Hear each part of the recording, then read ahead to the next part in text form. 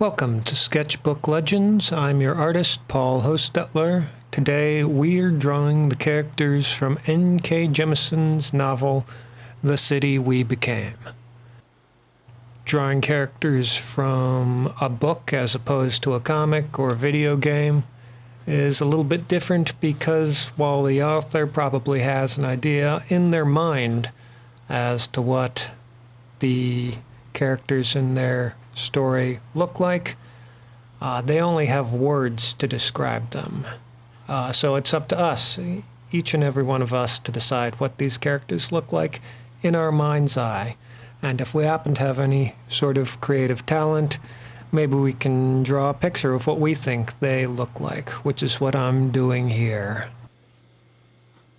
Now, The City We Became is a science fiction fantasy novel set in contemporary New York. The basic premise is, what if cities were people? What if you could distill the personality and the style and the culture of a city into a single human being? What would that human being look like? And since Jemisin is a native New Yorker and a little bit too clever not to take this one step further, she asked, what if the Five Burroughs of New York were also embodied in human beings and had the cultures and personalities of each borough, Manhattan, Brooklyn, the Bronx, Queens, Staten Island. Each of those was concentrated into the form of a person. What sort of person would those people be? And the story takes it from there, really, with the avatar of New York City proper becoming wounded in a battle with a dangerous adversary, and the rest of the boroughs having to team up, kind of, in order to find him and save the city and possibly the entire world. And since there are 6 main characters in the story, or I don't know about 6 main characters. New York City counts as one character, but he doesn't show up really until the very end, and he shows up a little at the beginning too. But the main characters are the 5 boroughs. So I'm drawing all 6 of them in this little spread, which means that I have got to adapt my style to drawing these people a little bit faster than usual, or else this will be a 3-hour video. But that's not an unusual problem. Whenever you get an animated series or feature based on a comic book or a video game, usually they simplify the designs a little bit just to make it more efficient for the animators to draw everybody. I've chosen to take it one more step and draw with a technical pen, fast drawing, a nice simple deadline so that I don't have to worry about thicks and thins, and making sure that that matches up with what I want the pieces to look like, where I want the light to be coming from. We're not worrying about any of that here. We just want the basic details of each character. And starting out, we'll start out with Manhattan, the borough of Manhattan, as embodied by this tall, strapping, black bisexual. In the book, he's named Manny, short for Manhattan. Very clever. And he gets his power, all of the characters, since this is they're all supernatural in a way. Each character has some amount of control over their own district,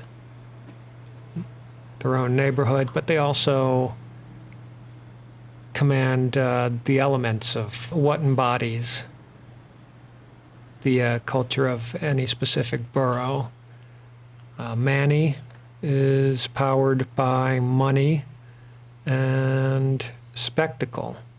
There's one scene where he uses a credit card as a weapon, and another scene where he bests an enemy by surfing on the top of a checkered cab.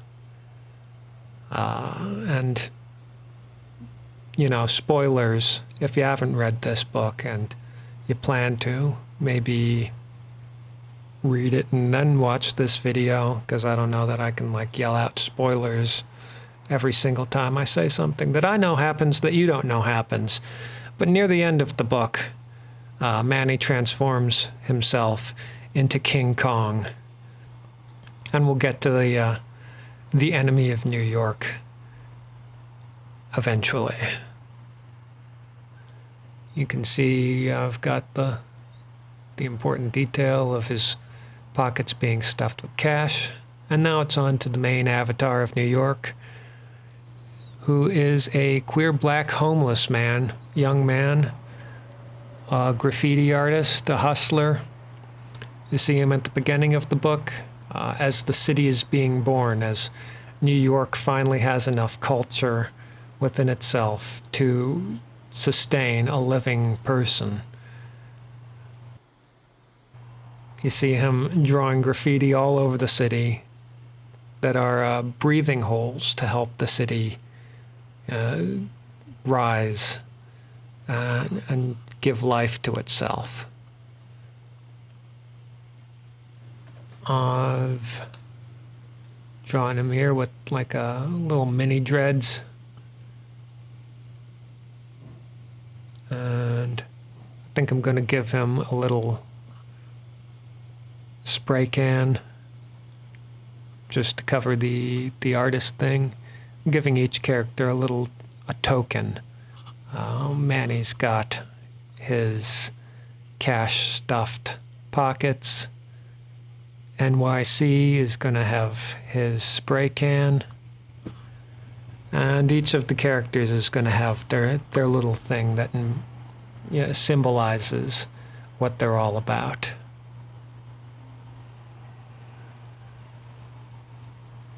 But while I'm drawing that, let's talk about the villain of the series, which to N.K. Jemisin, native New Yorker, well, not native, but I think she lives in Brooklyn currently. The enemy of all culture, of all cities, of,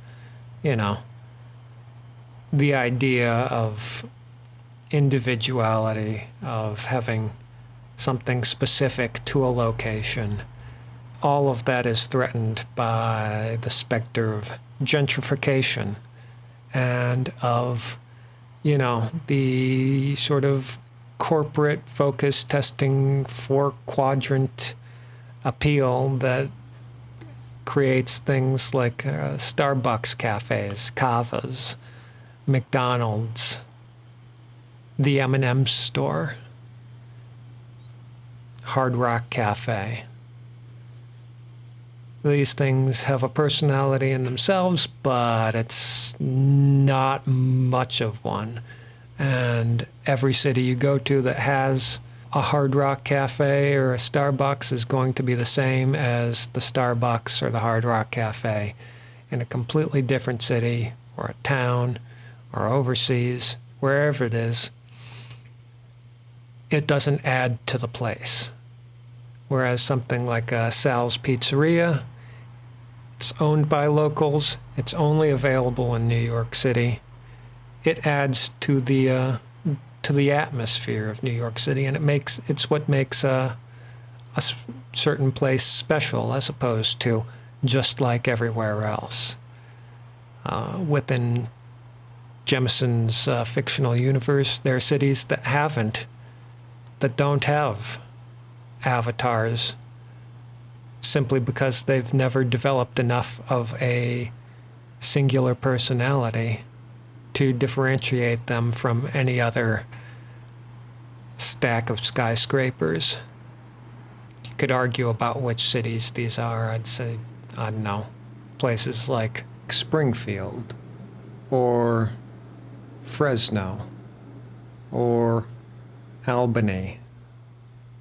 They've got their cool arts districts and the places where culture is created, but largely they're just a bunch of businesses and residences, and people live there, but they draw their sense of self from something else. Maybe it's TV, maybe it's pop culture, but it's not location.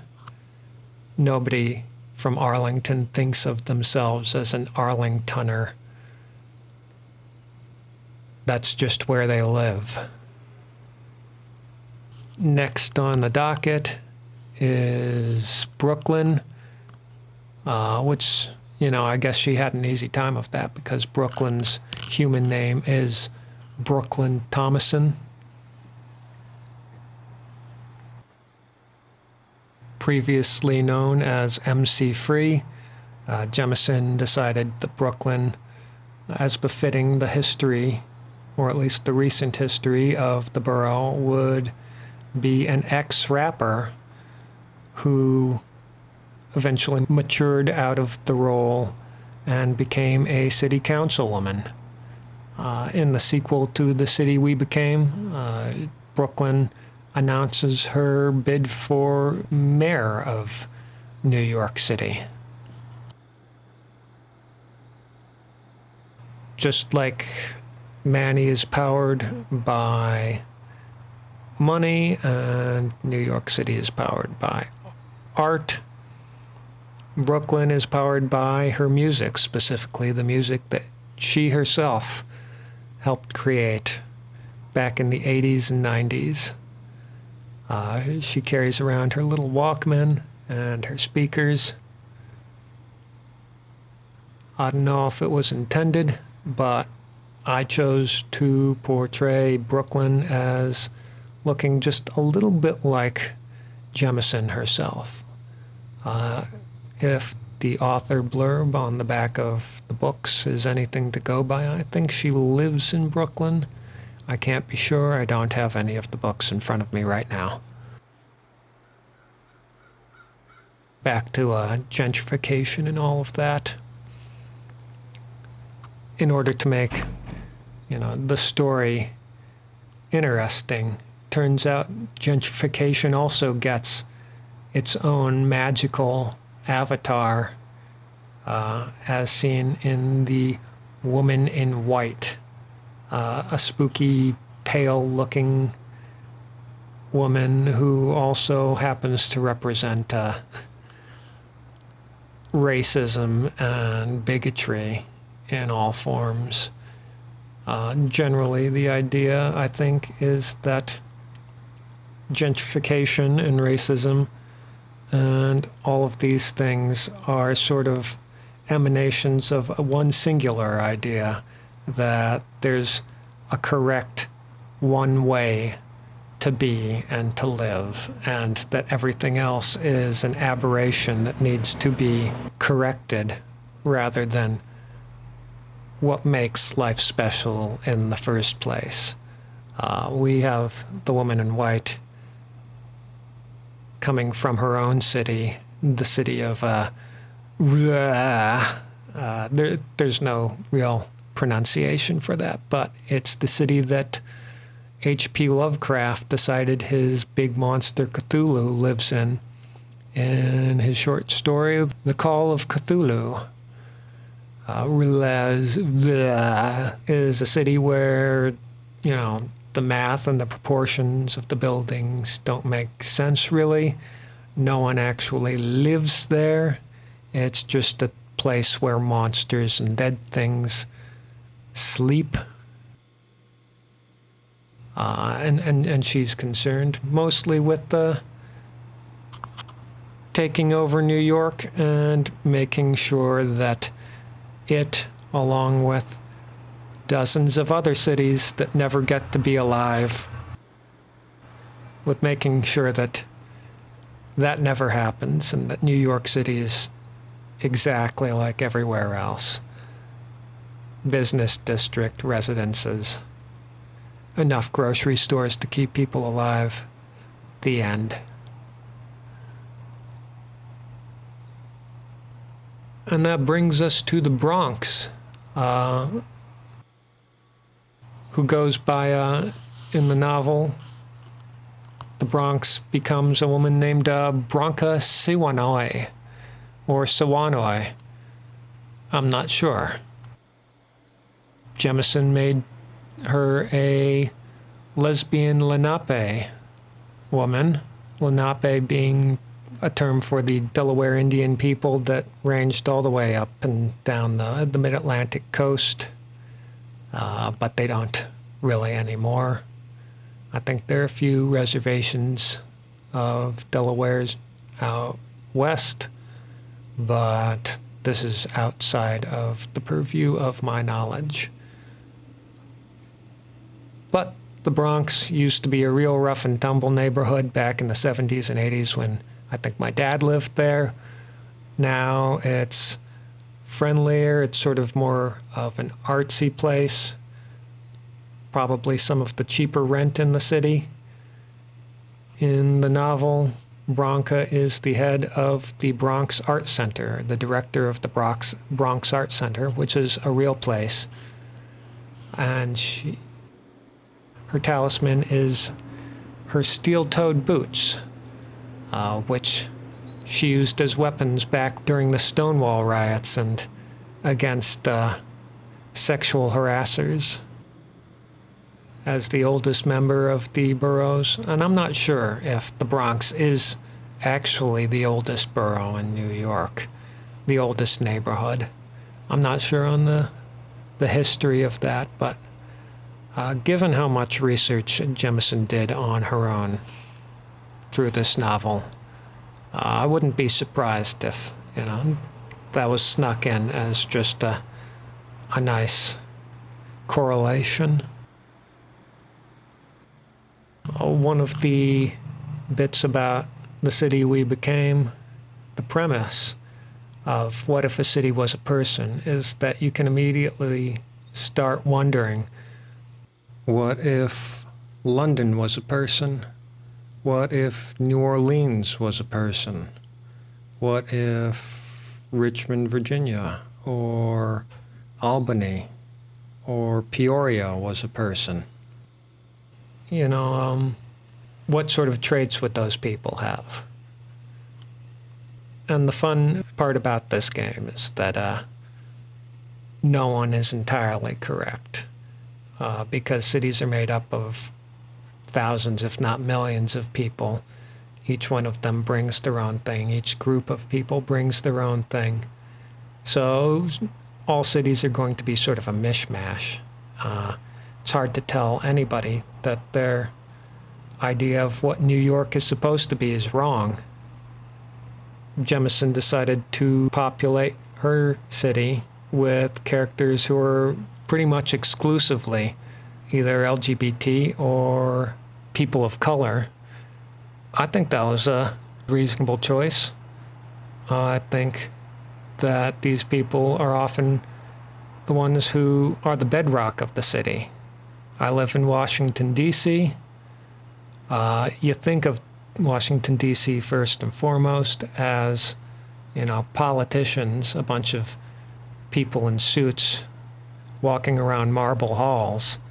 But until the 70s, to locals, it was called Chocolate City because the municipality was majority black. You can see that in some of the cuisine. You can see that in the local music traditions. Go-go. You can see it in, the reverence that DCers have for jazz and Duke Ellington. All of the politicians walking around in their marble halls, they're renters. They come and go with elections. But what makes Washington, D.C. permanent is the working class, the people who are cleaning those halls. We're going out after work and DJing at the clubs. So I've got no arguments with who she decided to represent each of her boroughs. I'm sure some people might, but they'd probably also be allying with the woman in white to make everything just a little more samey. And behind Branca, we've got the avatar of Queens, Padmini Prakash, who is a 25-year-old Tamil grad student living with her parents in Queens in a, little townhouse like they have in Queens. Daughter to immigrants, the Tamil people. Tamil is a linguistic tradition from Southeast Asia, I think, mostly India and Sri Lanka. Padmini is powered mostly by the power of her knowledge of math and study. She's got her books with her. I guess that's as closest as she comes to talisman. But really, it's her power of abstract thought that saves the day in the situations where she's called to act.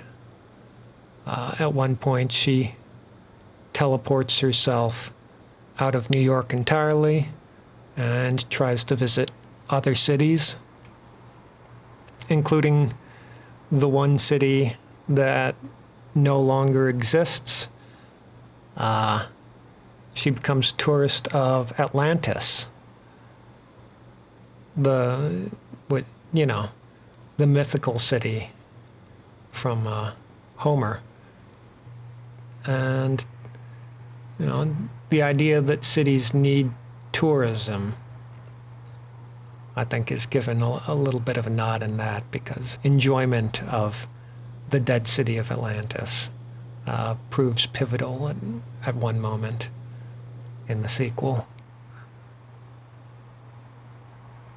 But, it also ties into the idea that you can't have tourism, you can't have people coming to a city, a specific city, unless there's something special about that city. And I've always found it weird when people visit the city and they go immediately to the Starbucks and the McDonald's and not to any of the local things. Because really, why travel if you're not going to experience something different? You're going to a different place. Things are going to be different. Why would you want things to be the same? If you want things to be the same, just stay at home. If all you're going to do is eat at the McDonald's or the Hard Rock Cafe, you're hornswoggling yourself out of a little bit of personal growth.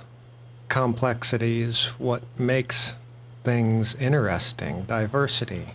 All of that goes into a city, but it also, counts towards human beings. If you don't have any complexity to your personality, you're just a boring person, and probably you expect and desire the world to be as boring as you are. And that kind of makes you the enemy of humanity, which has survived by becoming more complex over time. And on the far right, that wasn't a mistake on my part. On the far right is Staten Island, the conservative bastion of New York City. I think the popular wisdom, I don't know if this is correct, is that the cops for all the other 4 boroughs all go home to live in Staten Island. I think it's the one place where you can actually have a yard that goes all the way around your house, and that's affordable to a normal person. And the politics of Staten Island quite clearly skew way to the right of the rest of the boroughs, and the avatar for Staten Island sort of embodies that, in that this is Island Houlihan, and that's Island as the Celtic name that's spelled Aislyn. It looks like Iceland or Aislinn. It's pronounced island. She's a 30-year-old Irish woman who lives with her parents. Her dad is a cop. She works in a library. She's going to community college. She's never left Staten Island. And she's powered by her flower garden. In a twist that seems not inevitable, but, disappointing while you're reading the story. The woman in white gets to Island first, and rather than teaming up with the rest of the boroughs to fight the Lovecraftian menace, Staten Island decides that she likes things safe and samey and unmoving, and teams up with the woman in white instead. Only later in the story does she realize that that means that her beloved Wu-Tang Clan and white pizza are going to be worse off because there's no longer anything special about them. It's going to be all just top 40 hits on the radio. Corporate frozen pizzas from now on if the woman in white gets her way.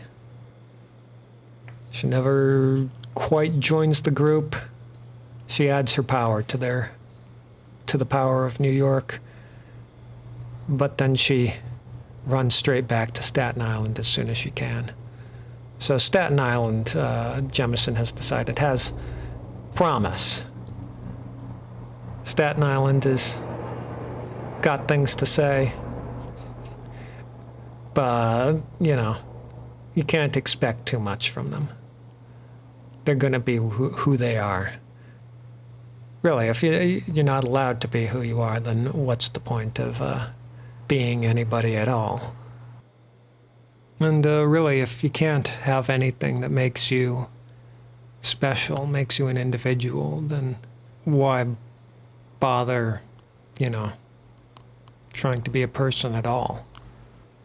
I'll come back to that thought. I'm just spotting some blacks here, trying to add a little visual appeal. I think The City We Became would make a really good, just based on what I've drawn here, would make a really good animated movie. I don't know if you could do it in live action. I don't know if live action could properly capture the weirdness that goes on. I was drawn to this book. It was my first Jemisin, this book, City We Became. I was drawn because I saw a Twitter thread by the cover designer in which she goes through the process of how she designed the cover, which is, I think, the George Washington Bridge with the city behind it, and some Dayglow font for the title and the author. And then there's Spot UV on the cover also. If you don't know, Spot UV is like when you pick up a piece of paper and it's sort of papery textured, but then there's like a spot that's shiny. That's a UV coating ink that they can print on paper. But where that ink gets applied has to be designed. The Spot UV on the cover of The City We Became has a picture of the New York City skyline, and the Spot UV is a bunch of like gooey tentacles rising out of the river to encompass it, which happens quite early in the book. Giant tentacles are rising out of the river and the streets and attempting to murder all of our main characters. All of these are, of course, controlled by the woman in white.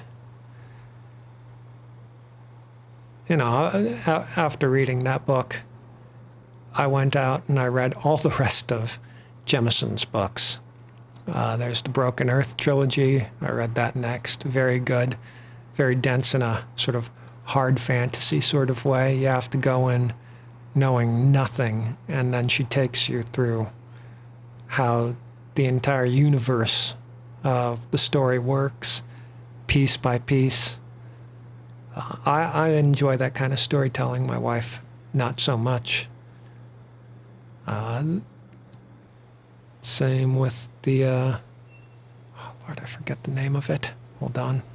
Same with the Inheritance trilogy, which is about a world where gods roam the earth in corporeal form, and the sort of shenanigans and stuff that are implied by that. I enjoyed that. I think I enjoyed it even more than the Broken Earth. It was just a little more fun, a little more casual. Broken Earth was very dramatic and world-shaking. It was a proper saga. Inheritance is a little more character-based. But that is my take on The City We Became by N.K. Jemisin. If you have any other cities you'd like me to try and do, put it in the comments. If you have any other characters you'd like me to try and tackle, you put that in the comments. Or write them on the back of a $20 bill and mail it to me. If you liked this video, you can press the like button. If you really liked it, you can press the subscribe button. That'll make sure that you get notified whenever I post another one of these, which happens every Wednesday afternoon.